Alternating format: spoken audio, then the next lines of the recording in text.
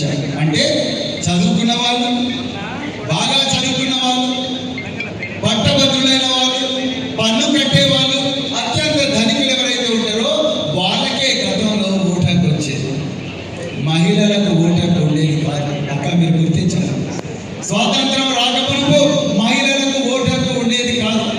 1935లో మళ్ళీ స్వతంత్ర పోరాటం చేస్తే అప్పుడు మళ్ళీ ఒక 10-15% మందికి ఓటు హక్కు ఇచ్చారు. అంటే 100కు 30-40% మందికి మాత్రమే ఓటు హక్కు ఇచ్చారు. కానీ ఎప్పుడైతే భారతదేశానికి స్వాతంత్రం 1947లో వచ్చిందో ఆనాడు భారత రాజ్యాంగ నిర్మాతలు ముఖ్యంగా డాక్టర్ బిఆర్ అంబేద్కర్ గారు రాజ్యాంగంలో 326వ అధికరణంలో ఈ దేశంలో 18 సంవత్సరాలు నిండిన ఏ పౌరుడికైనా, మహిళైనా పురుషుడైనా, తెలుగు మాట్లాడినా హిందీ మాట్లాడినా, కాశ్మీర్లో పుట్టినా కన్యాకుమారిలో పుట్టినా వీళ్ళకు ఓటు హక్కు ఇవ్వాల్సిందే అని చెప్పి రాజ్యాంగంలో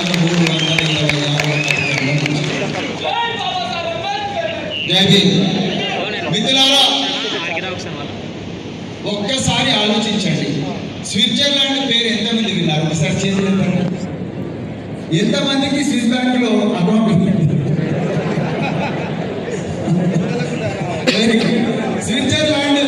స్విట్జర్లాండ్ లో మహిళలకు ఓటు హక్కు ఎప్పుడు వచ్చింది తెలుసా?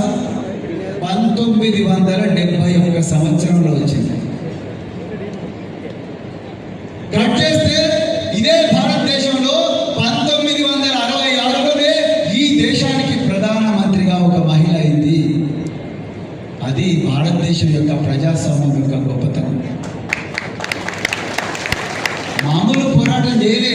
ఇప్పటికి కూడా అమెరికాలో నల్ల జాతీయులకు ఓటు హక్కు తీసేస్తున్నారు. ఈ రోజు కూడా ఇప్పటికి కూడా ఫ్రాన్స్ లో కానీ లేకపోతే రకరకాల యూరోప్ దేశాల్లో ఓటు హక్కు తీసేస్తా ఉన్నారు.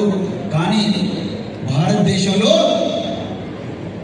326వ అధికరణంలో మనకు ఓటు హక్కు ఇచ్చారు రాజ్యాంగ నిర్మాతలు.